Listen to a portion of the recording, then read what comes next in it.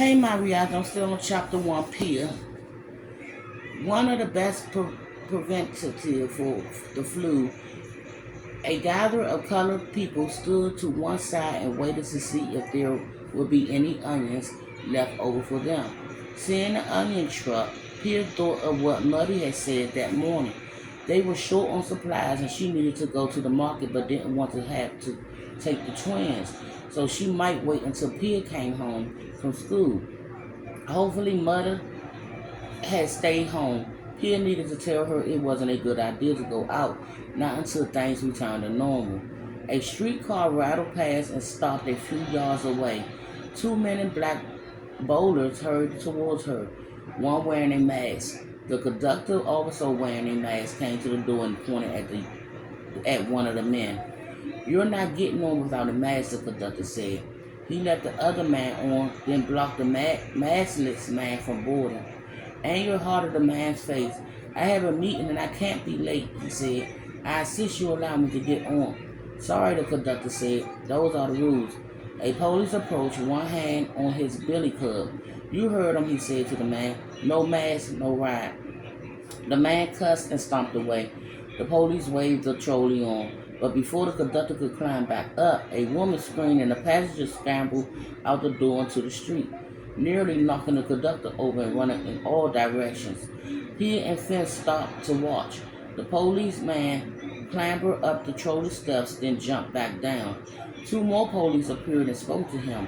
One hurried away while the other turned to face the gathering crowd. "Stay clear," he shouted. "We're sending for the coroner." When Pia saw why the passengers were in such a hurry to get off the trolley, she gasped and put a hand over her mouth.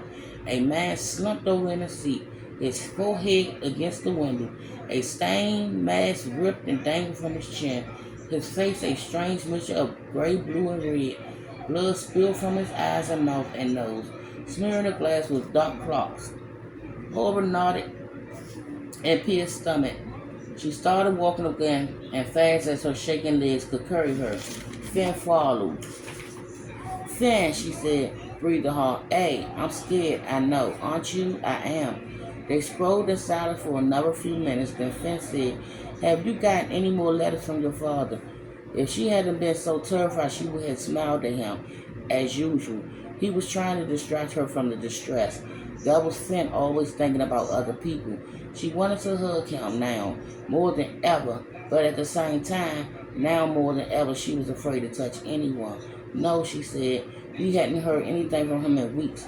You will soon, I bet."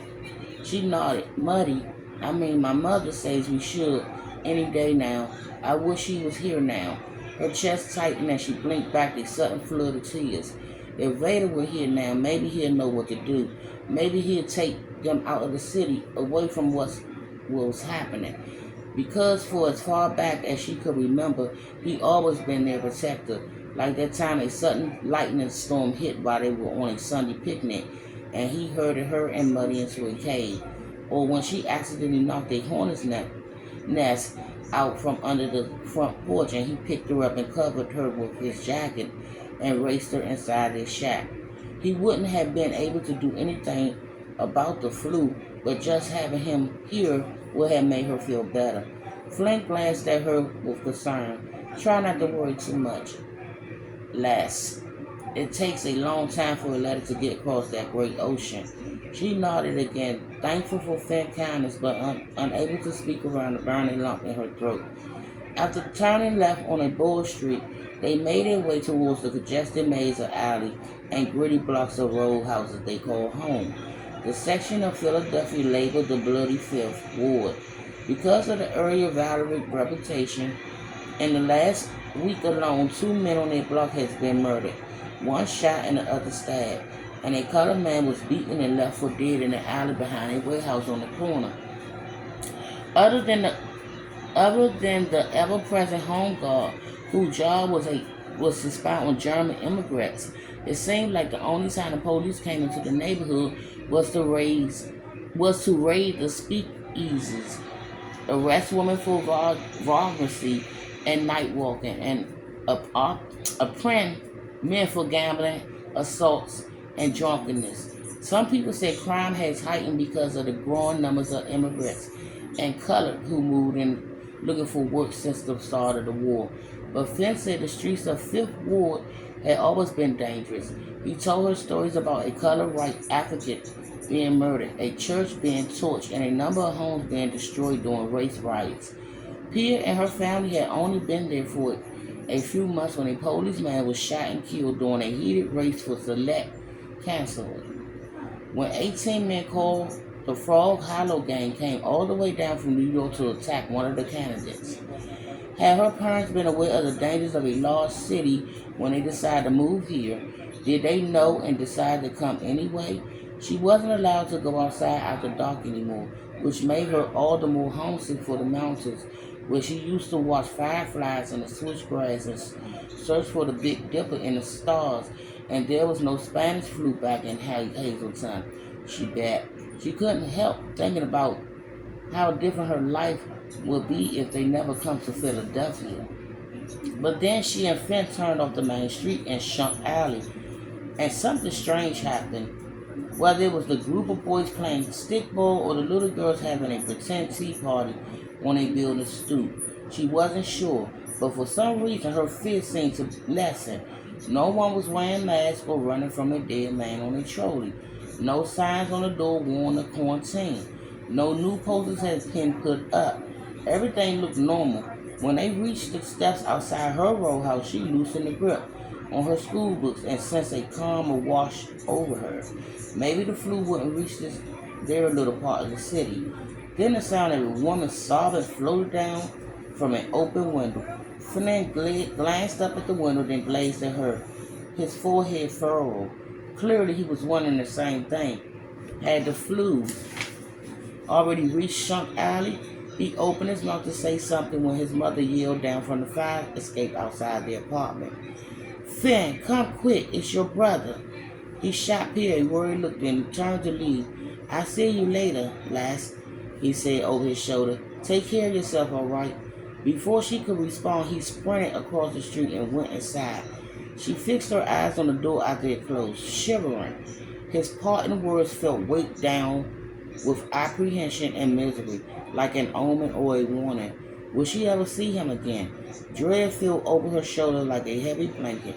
She suddenly wished she had told him what happened with Tommy Costa and Murray Helen, how she had felt something strange when they touched her. He couldn't have done anything to help, but maybe sharing her secret would have made her feel less alone. Behind her, someone called her name. She jumped and spun around, almost dropping her books. Muddy stood in the open doorway of their building, scrubbing a calloused hand on her apron, the telltale sign that she was worried. Pia had seen her do it 1,000 times, every day when Veda left to go to work in the mines. When the Black Maria came into the village coroner, injured and dead after a minor accident, when Veda said they were moving to Philadelphia. When she thought she might miscarry the twins, the same way she miscarried 3 other babies when Veda left for war. Hurry, Pia, Muddy said, gesturing frantically. Come inside. Pia's heart skipped a beat. Had something happened to Veda or the twins? No, that wasn't it. Fear darkened her mother's eyes, not sorrow.